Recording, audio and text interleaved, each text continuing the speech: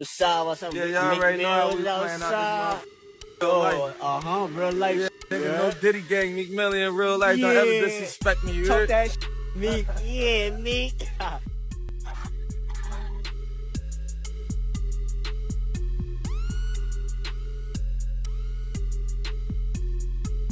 No f***ing way, Jimmy. Oh my god, bro. Are you f***ing kidding me? Come out here. They just uncovered tunnels underneath his house. Diddy's? Yeah. Is that true? Yeah. Diddy's house led to Hugh Hefner's house. That naked pool was down there long before Diddy was able to buy a home. It was Hugh Hefner's house where most of the offenses that the women accused Bill Cosby of took place. The Playboy Mansion. And everybody know Hugh Hefner was filming, had cameras in the wall. I don't know. Did anybody ever ask whether or not Bill Cosby had a freak off tape?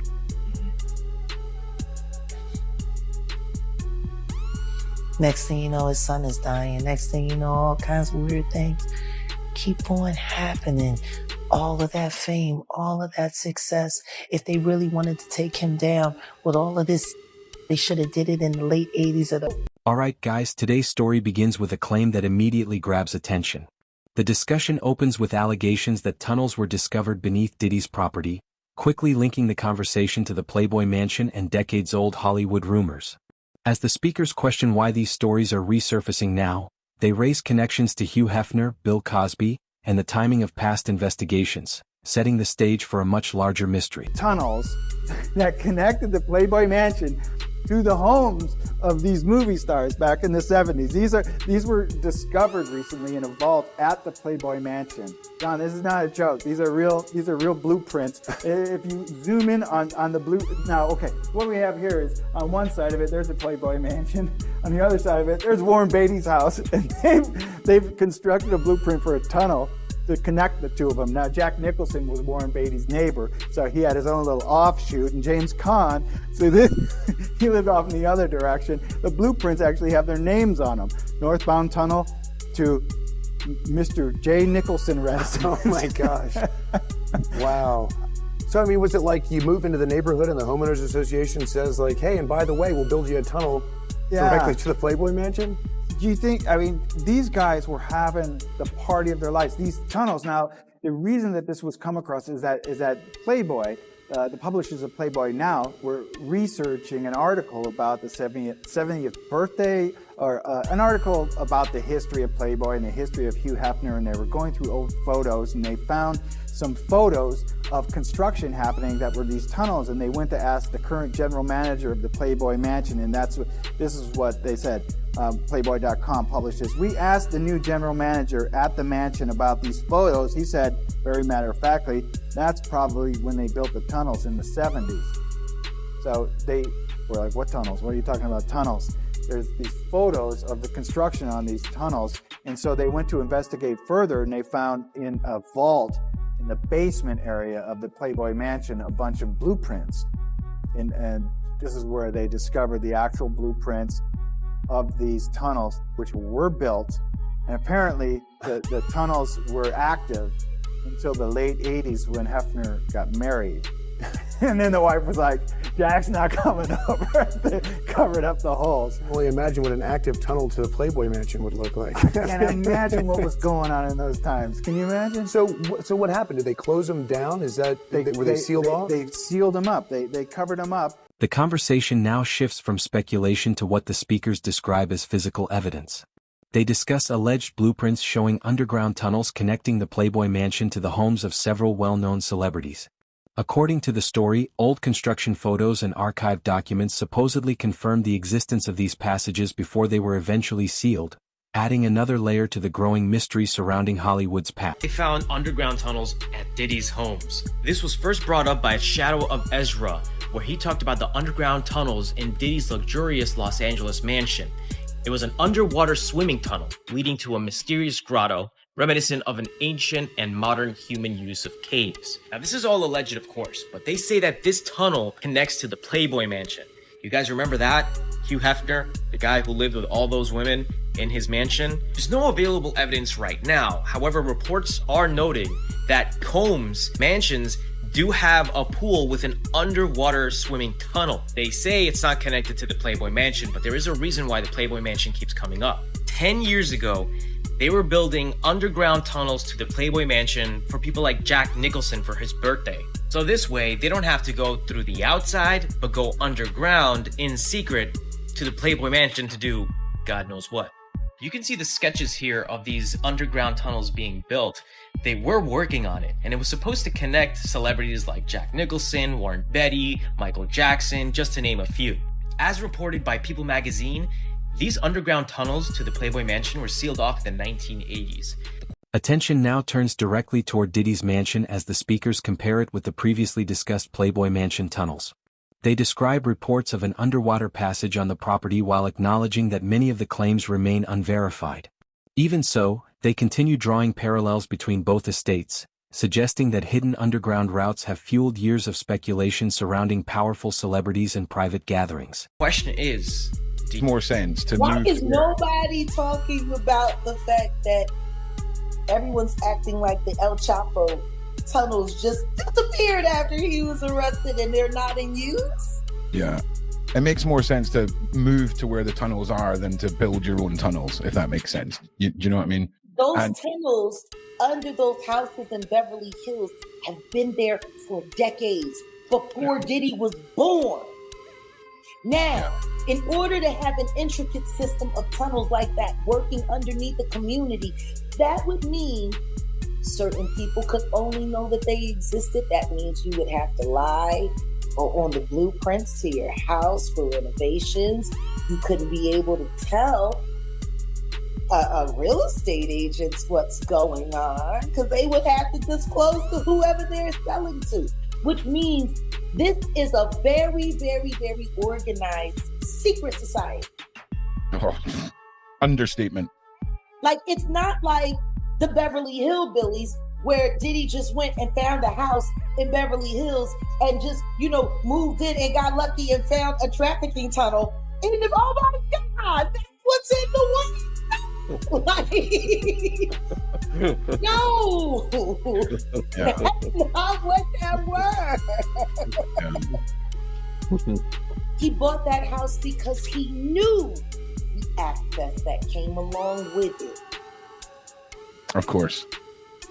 Which means someone told him that house had access that came along with it. I would even go one step further. I would say all these properties are controlled by this cabal, and it was just Diddy's time to move into that. It was just his time to take the position up there, because for a fact this is prime. If you're a people smuggler, you want to be owning all the properties with the tunnels. Do you know what I'm saying? There ain't no, oh well, that was good for a while. I know we're the 1% and got all the billions. That slipped through our fingers. Do you see what I'm saying? So I'm fully on board with that, Jack. The discussion grows even more dramatic as the speakers argue that these tunnels were never random construction projects but part of a carefully organized system known only to a select few. They speculate that ownership of certain properties may have been intentionally passed between influential individuals because of these hidden features.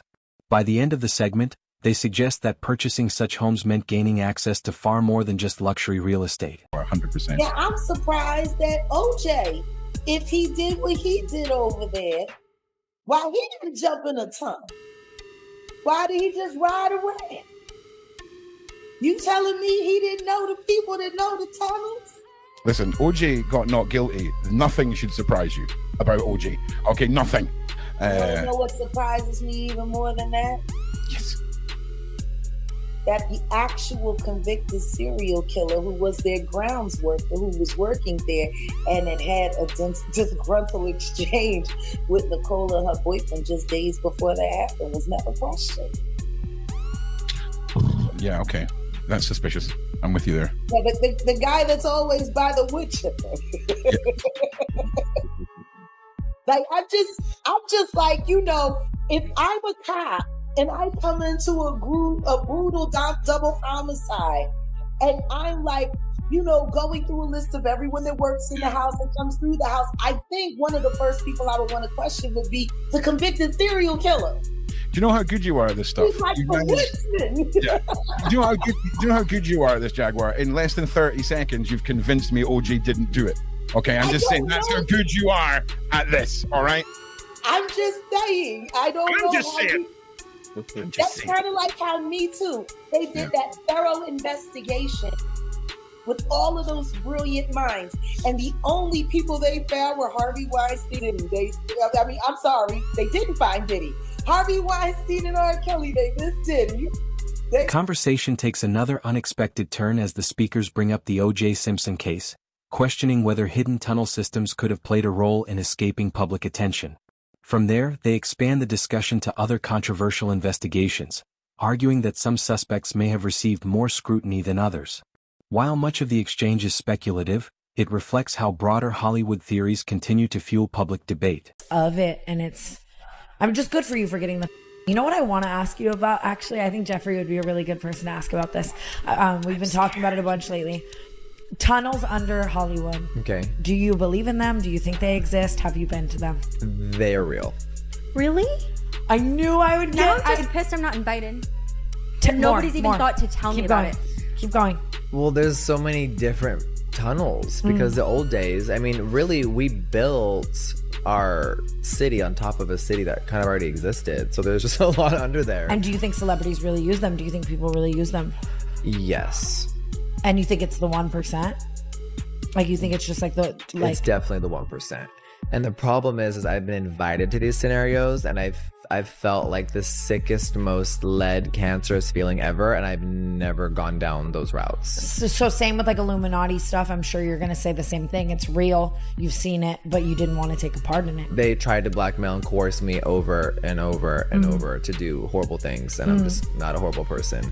So you obviously believe all of this Diddy stuff is real and darker than it's even shown. Yes. Yeah. And I'm glad people are finally seeing it. I think when they saw him viciously Cassie, it all made sense because all we do is know his music and he's great. And then I think when you actually see someone. A new guest joins the discussion and claims that underground tunnels beneath Hollywood are real, describing them as part of an older network beneath the city.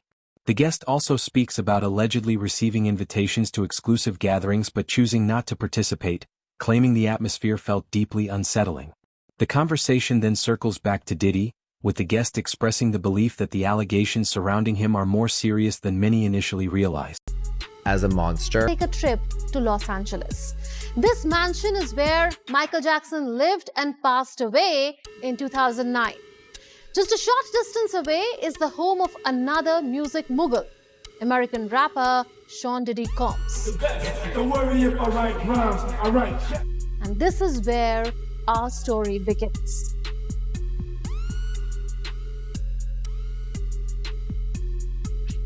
Diddy is currently in jail, facing serious charges related to trafficking and racketeering. Days after Diddy's arrest, a conspiracy theory has emerged online suggesting there is a secret underground tunnel at his mansion that connects to Michael Jackson's home. According to one version of the story, a neighbor sent an anonymous tip to federal officers about unusual activity at Diddy's house. When the agents arrived, Diddy's team reportedly prevented them from entering. Despite this, the agents decided to search Diddy's newly renovated bedroom. When they moved the bed, they allegedly found a tunnel hidden under a rug and discovered children's clothes inside the passage. You're not going to believe this, but there is, in fact, a Diddy and Michael Jackson connection. Social media users have since raised questions about Michael Jackson's death, with some calling for a reopening of his case and alleging Diddy's involvement. However, it's important to note that there is no evidence confirming the existence of this tunnel, and authorities have not verified these claims. The focus shifts to a conspiracy theory linking Diddy's mansion with the former home of Michael Jackson. The narrator explains how online rumors spread after Diddy's arrest, including claims of a hidden tunnel discovered during a search of the property. At the same time, the video carefully notes that authorities have not verified these allegations and that no confirmed evidence supports the existence of such a connection. The relationship between Sean Diddy Combs and Michael Jackson is not very well documented. They were seen together at the 2003 VMA party hosted by Diddy, but there's no indication of a close friendship. In fact, Diddy shared a funny story about Michael unexpectedly crashing that party while looking for Beyonce. Mr. Michael Jackson is here to see you. My chit chat. And so right there, he has his arm, bring that up so they can see his arm around me. But then you don't see the shot of him whispering in my ear. Right after the shot was taken, he whispers in my ear. He says, "Where's Beyonce?" Really? In a later interview, Diddy expressed his admiration for Michael and a desire to collaborate, but their schedules never matched. Now here's a surprising link between Sean Diddy Combs and Michael Jackson you must know. Fahim Muhammad, Diddy's head of security, used to work for Michael Jackson as his security chief. Notably, Muhammad was among the first to discover Jackson's body after his death. Before working for Diddy, Muhammad was Jackson's bodyguard and driver. Known as Mr. Fix-It, Muhammad now faces allegations of shielding Diddy from authorities in an ongoing lawsuit. Michael Jackson passed away in Los Angeles on 25th June 2009 at the age of 50. The cause of his death was officially ruled to be an overdose of the anesthetic propofol. His personal doctor, Dr. Conrad Murray, was convicted of involuntary manslaughter for administering the drug. Michael Jackson's life was filled with controversy. He faced allegations of child abuse in 1993 and again in 2005.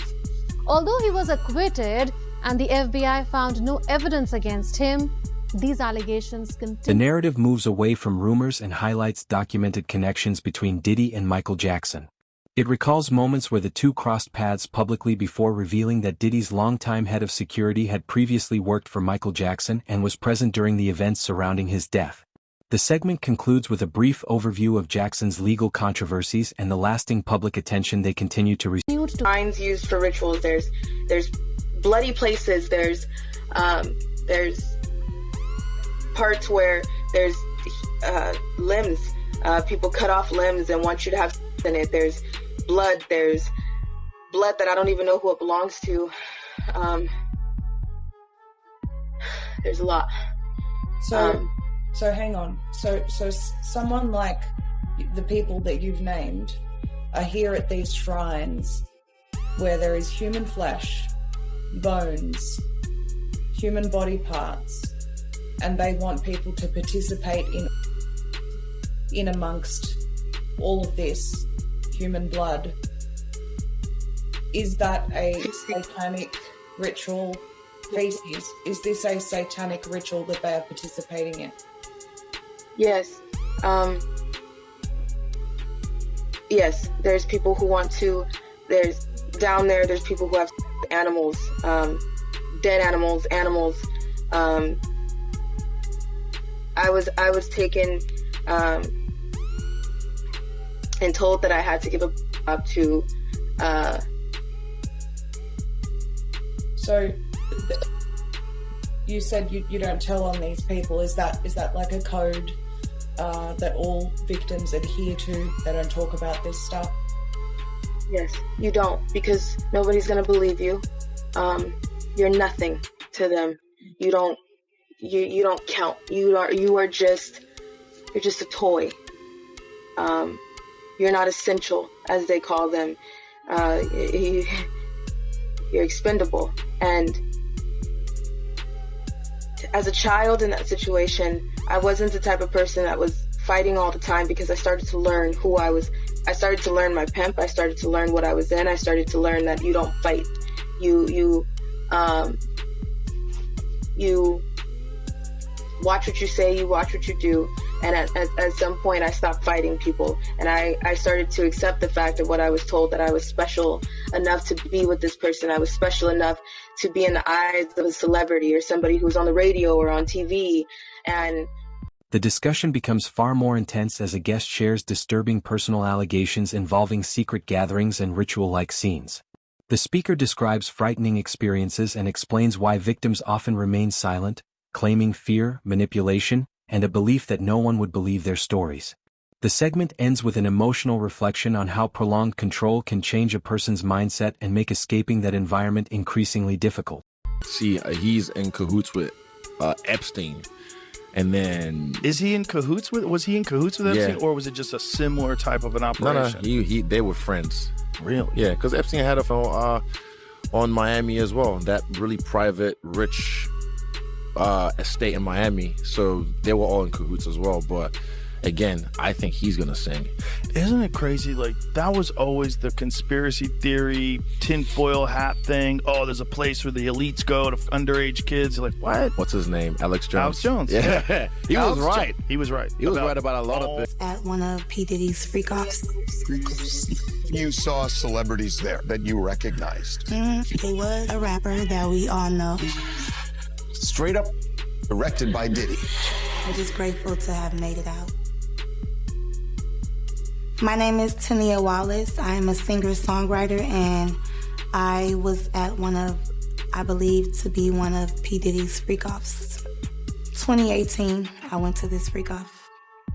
I looked to the right of me, and in the corner, I'm looking like, are those midgets? Because people were it's people over them, like it's people trying to hide what they're doing. They're all huddled up. So I'm like, what is that? But no. They weren't. They were little people. And, I don't want to say too much. They were little people. So use your common sense. Dressed up like little Harajuku Barbies, red lipstick, looking like real, revealing, like cute. So I'm like, what the hell? What were the little people doing? Getting covered up, trying to cover up what they were doing. Just, I don't know, like being admired, being hid, something. But it's like, what are they doing here? Because this is a grown party. Are you talking about adults who are little people, or are you talking about minors? Am I gonna get in trouble? I don't want to say I witnessed any of that crazy stuff, but we all have common sense. Little people. It's not supposed to be there. You're talking about underage people. The conversation shifts toward alleged connections between influential figures, with the speakers discussing claims involving Jeffrey Epstein before introducing another guest who says they attended one of Diddy's alleged parties. The guest recalls unusual scenes that left a lasting impression while carefully choosing their words when describing what they witnessed. The segment closes as the discussion transitions from personal accounts to the legal investigations surrounding Diddy. You understand? What they did was, prior to the raid, they reviewed that civil lawsuit.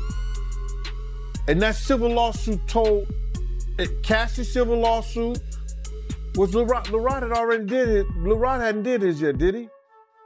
Did LeRod do his lawsuit before the raid or after the raid? Oh, before. Yeah, so what they did was they reviewed both of those civil lawsuits and found that there was some criminal activity in those lawsuits. We spoke that on Art of Dialogue. We spoke about that on your show. I said if they really wanted him, all they had to do was review those civil lawsuits. And once they find the criminal activity in those, they could bring him in. Now, did the Federal Bureau of Investigation in Miami do it? No, they didn't. Did California do it? No, they did not. The Southern District of New York, they took it upon themselves and put on that raid and everything based on the information they found in Cassie lawsuit and the information they found in Little Rod lawsuit. But all this is bigger than Diddy. is bigger than Diddy, bro. Because you know who else they was doing investigation on during that whole time period? It was the mayor and the politicians in New York City. They turn around and give him the key to the city. All the mayor people that he brought on here in New York City are all resigning. They all resigning. People ain't gonna tie this together, but if you look at it, you have to say, because of Mayor Adams and his relationship with Diddy, it brought on the Southern District of New York to start investigating Diddy on civil lawsuits that was put against him. Because the feds is going after all these politicians in New York City. Attention now turns to the legal side of the case as the speakers explain how civil lawsuits may have prompted federal investigators to take a closer look at Diddy. They discuss the role of New York authorities, the Southern District's involvement, and speculate about possible political connections. By the end of the segment, they argue that the investigation may extend well beyond one individual, suggesting a much broader inquiry is unforeseen. Yeah, the feds revealed that, anybody that, participated in any, criminal behavior at his freak-offs, they're going to pursue. Listen here.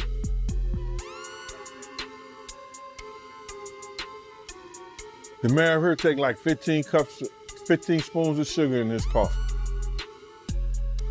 So it's all a possibility. Do you think there's any celebrities on them tapes? Bro, he gave celebrity parties. So what you think? I think they're not telling the whole truth, is that because of the situation in Miami and the situation in California, and they closed the clubs like 2 a.m., 3 a.m. or something like that, that Justin and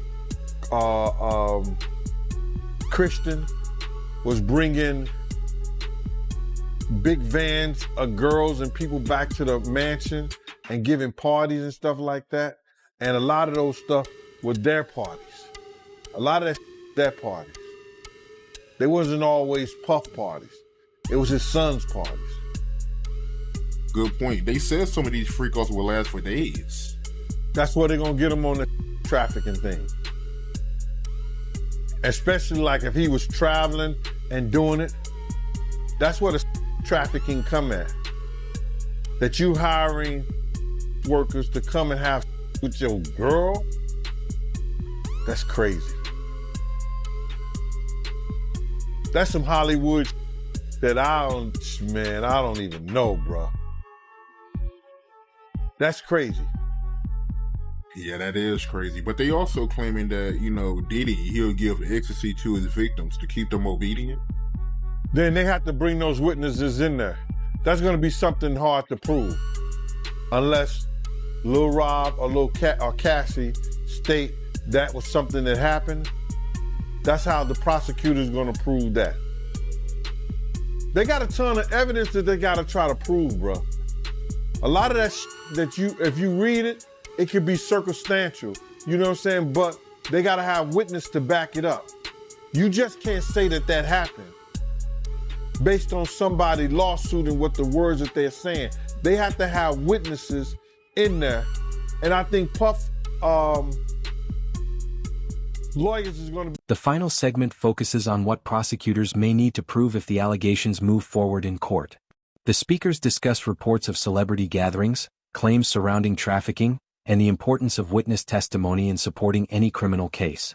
They emphasize that allegations alone are not enough and that evidence will ultimately determine the outcome. If you enjoyed this breakdown, be sure to like the video, subscribe to the channel, and turn on notifications so you never miss an update. Thanks for watching, and we'll see you in the next video.